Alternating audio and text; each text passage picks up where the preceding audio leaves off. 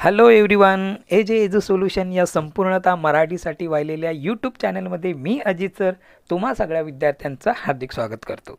प्रिय विद्यार्थी मित्रांनो, आज आपण इयत्ता 8वीतील कविता क्रमांक 11 जीवन गाणे ही कविता अभ्यासणार आहोत. कवी नितीन देशमुख यांनी ही कविता लिहिलेली आहे आणि हा कवितेचा प्रकार जो आहे त्याला गझल असं म्हटलं जातं. या कवितेमध्ये कवी नितीन देशमुख यांनी निसर्गातील विविध घटक आपल्याला काही ना काही मूल्य व संस्कार शिकवत असतात.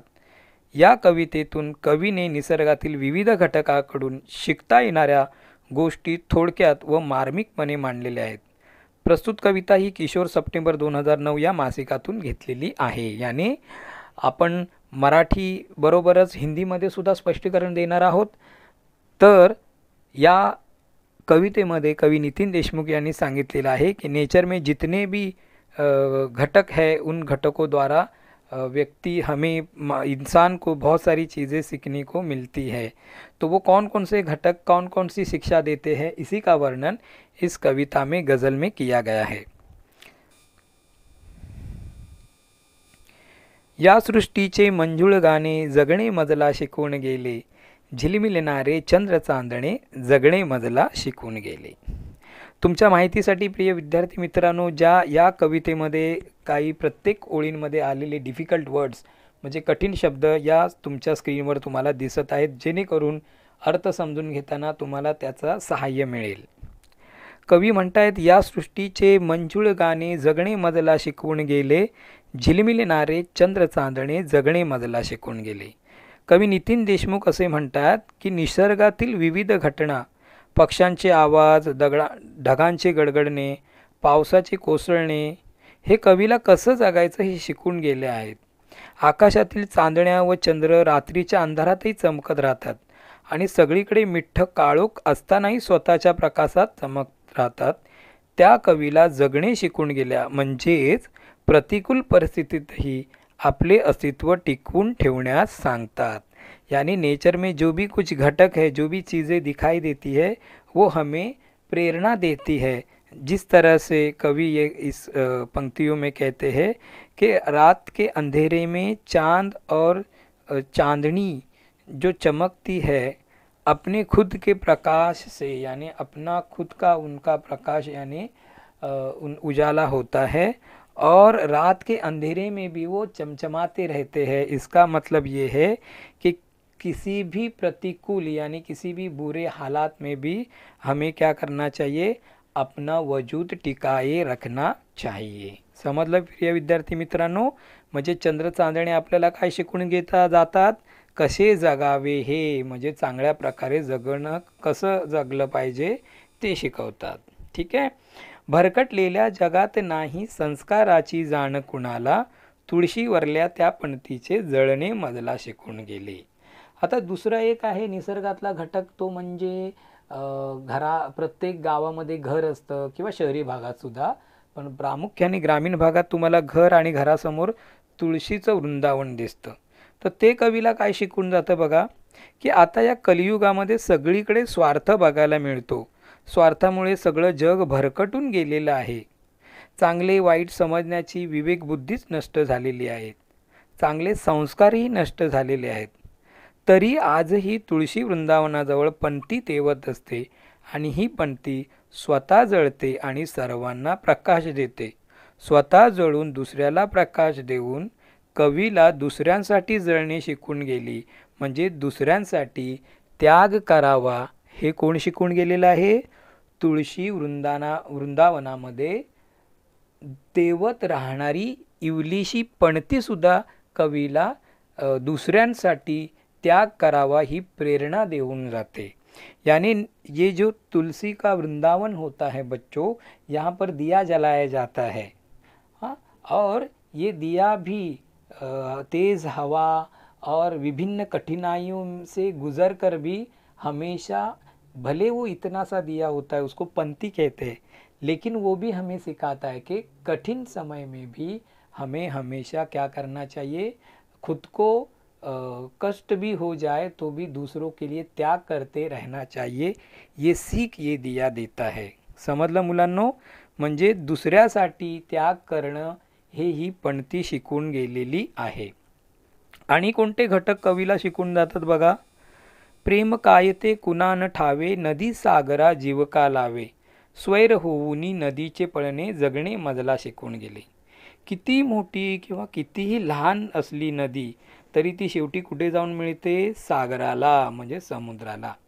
ती शेवटी स्वतःचा अहमपणा सोडून समुद्राला भेटते, समुद्रात विलीन होते. समुद्र आणि नदी यांच्या अतूट नात्याला कवीला प्रेमच दिसते. आपले अस्तित्व संपणार असे ठाऊक असूनही ही नदी मुक्तपणे समुद्राच्या ओढीने पळत जाते. प्रेम म्हणजे स्वार्थ नसून त्यागातून ती आपले प्रेम प्रकट करते, अशी ही नदी कवीला शिकवून गेलेली आहे. मग निसर्गातील और एक घटक है, वो है नदी. नदी क्या सिखाती है? नदी जब कोई भी हो, छोटी हो या बड़ी हो, वो जब बहती बहती जाती है तो आखिर में समंदर को ही मिलती है. यानी समंदर में जब वो समा जाती है तो उसे पता है नदी को कि आखिर में मेरा अस्तित्व भी क्या होने वाला है, समंदर में ही मैं समाने वाली हूँ. म्हणजे समुद्रामध्येच ती जाऊन जी आहे ती मिसळून जाणार आहे. आणि म्हणजे ते कवीने या समुद्र आणि नदीच्या नात्याला प्रेमाची उपमा दिलेली आहे. आणि म्हणून कवी असं म्हणतात की प्रेम म्हणजे स्वार्थ नव्हे तर त्याग. म्हणजे प्रेम जे आहे ते त्याग आहे. सैक्रिफाइस को ही प्यार कहा गया है. और वो सैक्रिफाइस कौन करता है? नदी करते, जी कुठे जाते? समुद्राला जाऊन मिळते. म्हणजे अशा प्रकारे नदीसुद्धा कवीला त्याग शिकवते आणि स्वतःचा अहमपणा सोडायला शिकवते. अजून काय शिकवतात बघूया बरं. बुलंद तरीही असे हौसले, पिल्लांसाठी किती सोसले, चिवचिवणाऱ्या चोचीमधले दाणे मजला शिकून गेले. प्रिय विद्यार्थी मित्रांनो, पक्षी किती छोटे असतात पण त्यांचा निर्धार ठाम असतो. इवल्याशा पक्ष्यांची इवलीशी चोच, पण तरी त्या चोचीत ते आपल्या पिल्लांसाठी दाणे पकडून घरट्यापर्यंत घेऊन येतात. आपल्या पिल्लांसाठी कशाचीही तमा न बाळगता खूप यातना सहन करतात. त्यांचे ध्येय त्या गाठतातच, हेही मला खूप शिकवून गेलेले आहे. तो कवि क्या कहते हैं कि ये जो पंछी इतने छोटे हैं, उनकी इतनी सी छोटी चोंच होती है, फिर भी उस चोंच में दाने रखकर वो अपने बच्चों की खातिर लेके आते हैं और किसी की भी परवाह किए बगैर वो अपने बच्चों को दाने खिलाते हैं. इसका मतलब ये है कि हमें भी क्या करना चाहिए?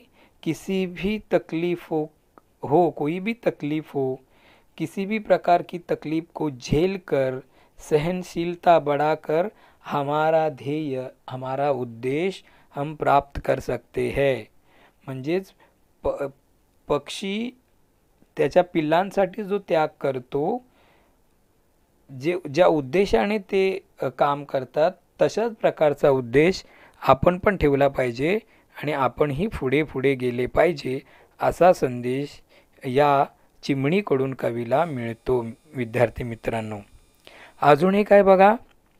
सागराची अथांगता आणि ही वृक्षाची स्थितप्रज्ञता, दुसऱ्यासाठी घाव सोसणे, जगणे मजला शिकून गेले. किती छान ओळी आहेत बघा विद्यार्थी मित्रांनो.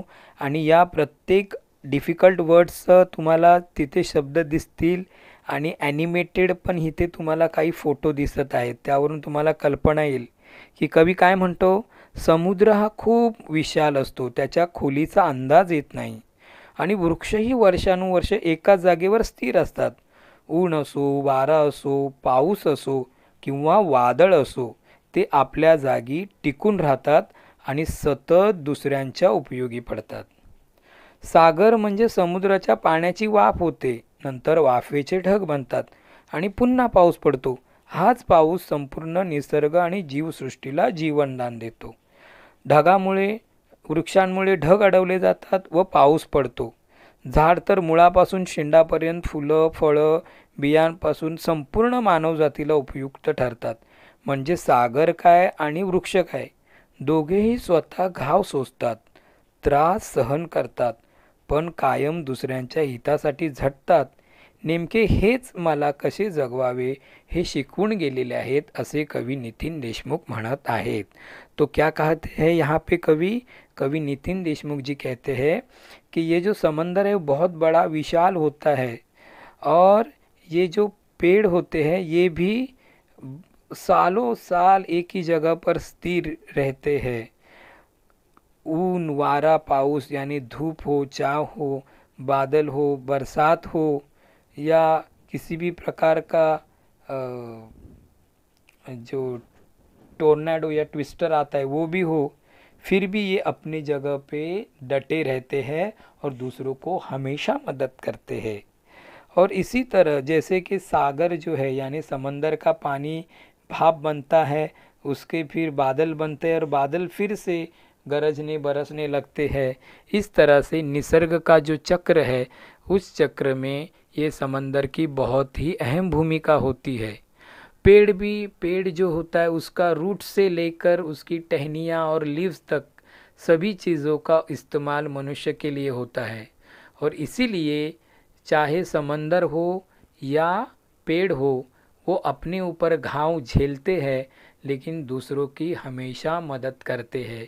और इसीलिए कवि कह रहे हैं कि समंदर और पेड़ मुझे दूसरों के लिए किस तरह से जिया जाता है ये सिखा रहे हैं। समजलं प्रिय विद्यार्थी मित्रांनो? तर समुद्र आणि झाड हे आपल्याला त्रास झाला तरी चालेल, पण दुसऱ्यांच्या आपण सतत उपयोगी पडलं पाहिजे अशा प्रकारची शिकवण कवीला देत आहेत। तर अशा प्रकारे प्रिय विद्यार्थी मित्रांनो, निसर्गातील विविध घटक आपल्याला कशा प्रकारे शिकवण देतात याचं वर्णन कवी नितीन देशमुख यांनी उत्तम प्रकारे या कवितेतून केलेले आहे। तर चला आपण पण या कवितेतील निसर्गातील विविध घटकांतून प्रेरणा घेऊन आपणही आपलं जीवन सफल बनवूया, या इच्छेसह मी तुम्हा सगळ्यांना शुभेच्छा देतो। आणि माझं चॅनल जर तुम्हाला आवडलं तर लाईक करा, सबस्क्राईब करा, तुमच्या मित्रमैत्रिणींना शेअर करा आणि नवनवीन व्हिडिओ बघायला विसरू नका, त्यासाठी बेल आयकॉन दाबा। धन्यवाद विद्यार्थी मित्रांनो।